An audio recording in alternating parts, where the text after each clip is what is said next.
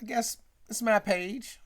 So we doing my favorite episodes. And this is a random rants episode rant.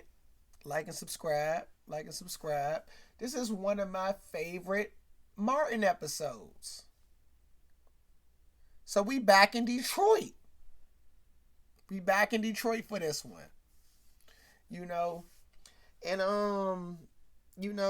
we I guess we don't really have to start from the beginning. It's an episode rant. But it's from Martin. And I believe it's what? Season 3, episode 22. And you guys, I know y'all remember this episode. This is a classic. Come on now. It starts off, y'all remember, Martin gets a letter from the IRS. They just paid for their wedding. Martin and Gina. We're in season 3. They just paid for their wedding. And Martin looks at this letter. He's like, they probably want some money because it's the IRS, right? Martin looks and he's like, whoa. He's the woo woo woo woo. Woo, woo, woo. I know I can't do it as good as him, right? We know, right? Nonetheless, he does that. And he shows it to Gina. And she does the same thing. And we find out that the IRS, they messed up, they made an error in his taxes, previous taxes, right? And he got $4,000. $4,000. And we did the inflation. Don't worry, we did that, so you won't have to go through that. I believe this was what? Season 3. This is what? 95, because it was tax season. 94, 95. It's tax season, right? 95. $4,000 in this year. Now, granted, you would have to look when this was posted, but in this particular year, that's around $8,600, right? So cool. Martin got a little come up, right? Or in this case, a big come up. Because he tells Gina, like, look, we about to get a satellite dish. We about to get a laser disc player. I'm going to get a new wardrobe, right? And thank God he has his fiance, because all of those things would have went out of style, like, probably by 98, 99. This man wanted a laser disc player. Some of you guys that's watching this probably don't even know what that is. I'm going to show you that. We used to watch those in science class. Like the science teacher would scan a barcode and a video pop up. It was stupid. The 90s. That's neither here nor there. But that's neither here nor there though. So Gina, his fiance, was like, nah, Martin, we need to invest this. Let's invest this money. Let's make this money work for us. She's thinking ahead. And that's no pun intended. I get it. I get, how we can flip that. But nonetheless, though, Martin is like, no, we need to go to Vegas. Let's put everything on black. Gina's like, come on, Martin. Tommy, who has a job, was like, yeah, Tommy, he knows some people that make some solid investments, And that leads us to the next scene, right? Martin is meeting up with, Tommy and Pam and Cole. He's like, I got this money, y'all. I'm thinking about opening up a restaurant. Oprah got one, Jordan got one, Denzel got one. Why not Marty Mark? And it's all good. Like, we can, why not, right? And Tommy like, well, I mean, now that you mentioned it, it's a closed restaurant right around the corner, and that's been closed for about a year. I know we can probably grab that.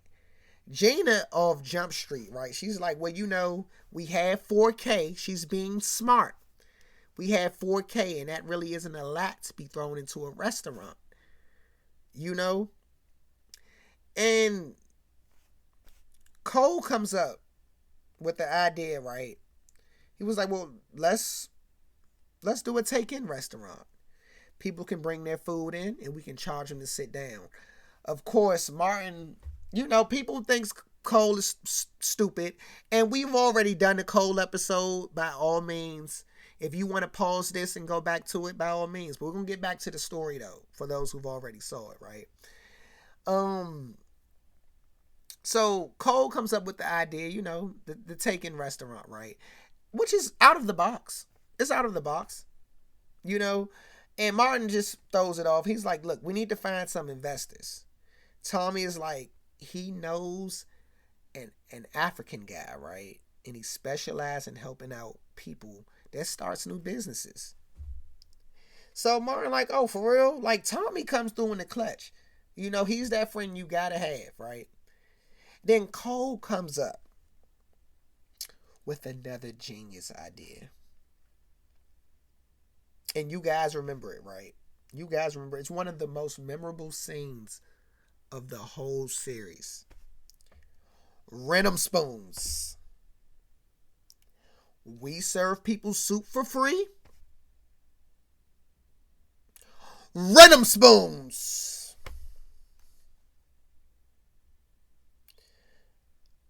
This caused Martin to violently attack Cole. Like, that's supposed to be your man. You fighting him. You the one with the money. Just dismiss it and let's continue on with business.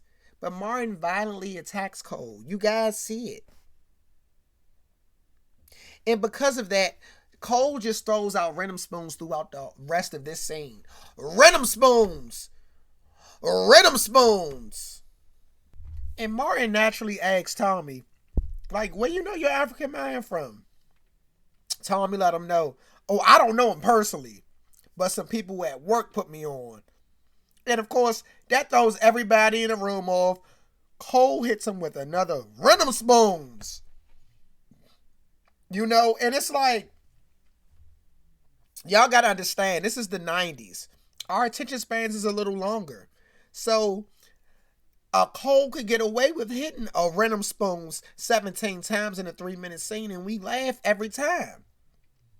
Y'all just wasn't there. If you don't understand, if you don't think that's funny, you was not there. And it's okay. It's okay. But let's get back to the story.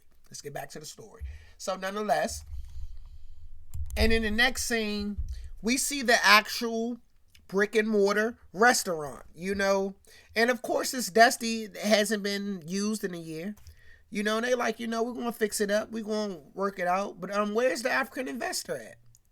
And boom, you see him, but you haven't saw him since last season when he dipped out on Martin. See, that's Stan. Y'all remember Stan? That's the African man. That's Tommy's African man. Right? Stan is Martin's former boss. He sold the radio station to the white guy who made it a country station and fired Martin. Right? You guys remember it. Just ducked off on Martin, right? Very janky guy. But one thing you got to know about Stan has sold everything from cocaine to fake chains. I know Stan. I remember Stan personally. He had like $900 ounces. They was not coming back, but nonetheless, he crushing towns and skipping out, and like people try and really do that to Stan. But let's get back, right? So anyway, right? Martin's like, Stan, where have you been? Like, man, he's like, I went back to the homeland, Martin. They like, oh, that's what's up. You went back to Africa. He was like, no. I got these threads off 125th Street, Martin, right outside of the Apollo. They were very cheap. And they like, okay, well, Stan, like, you it's been a long time, man. Like, you just ducked off. He was like, well, I was in the hospital, Martin. I was out Hollywood and I got in a car, a white Bronco with OJ. And next thing you know, the police got behind us. I jumped out of that bad boy, broke a hip. And he was in the hospital, but he survived it. Stan is one of them. I told y'all what he do. He goes state to state, serving dummy bricks. That's what he do, but that's neither here nor there though. Neither here nor there. So, nonetheless, right? Gina like, look, we already know how you get down. We know you janky. You know, we know you out here scamming. You know, staying like, no, that's the old me, baby. You know? And then as he's saying that, Tommy like, hey, I think the cab out there, they want their money. Tell them I ran through the back door. Like, and I'm like, whoa. Because I'm thinking the same thing. Martin, like, how can you know, what's going on? Like, you can't pay the cab, but you got money to invest in my restaurant? Stan like, cash rules everything around me, Martin. Pulled out a wad. Told you what he do. I told y'all what he do already. You feel me? I already told y'all what he do. And I actually could have said that for an episode. I can make that 20 minutes. Don't play with me. I can make that 20 minutes. If y'all want that, we can do that. But let's get back to the story though, right? Let's get back to the story. And Stan like, look, I got the money to invest. Let's rock it. But don't hire any employees, Martin, because you got to pay them people. Like, you know, Stan is cheap. Y'all already know how Stan get down. Y'all know. And he like, look, use your friends until you really make some money, you know? And in the next scene, we got the grand opening of Marty Mart's Meatloaf and Waffles. And yes, we got Cole, who's going to be the cook. And he said it's the grand opening. He's making his special meatloaf today. It's going to be boneless. Tommy is supposed to be the bus boy who's wearing a head net. So no head chips can get in the food. You got Gina, who's the hostess, the head hostess. And then you got Pam, who's the waitress, right? And Cole, you know, he passed out the coupons. Everything is smooth. You know, they get their first customers. They get a big Gerald Levert looking guy.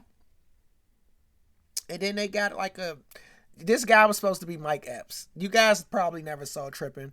We'll definitely get into that. Give me two. You guys gotta, you know, give me about July. But nonetheless, we'll get into that. But yeah. This guy was supposed to be Mike Epps, or I don't know, maybe he wasn't. But nonetheless, though, they're the first customers, right? And they sit down, everything's smooth, you know. The big man that you see, he off GP ordered 12 meatloaf and waffle plates and a Diet Coke, which I thought was crazy. In my mind, that's like the fake Mike Epps. He goes smack at Pam. Remember, she's the waitress, right? And Tommy, you know, steps in, blocks on that. I can't really blame the Poon Hound. He is the Poon Hound, right? Check that Tommy video out. You know, we still plugging videos. But back to the story, right? Business is booming the next scene. And it's very busy, but you'll notice that Marty Mart's Meatloaf and Waffles is understaffed because he's using his friends, you know. And it's getting to the point where Martin's taking, you know, the orders like, hold on, all right, look.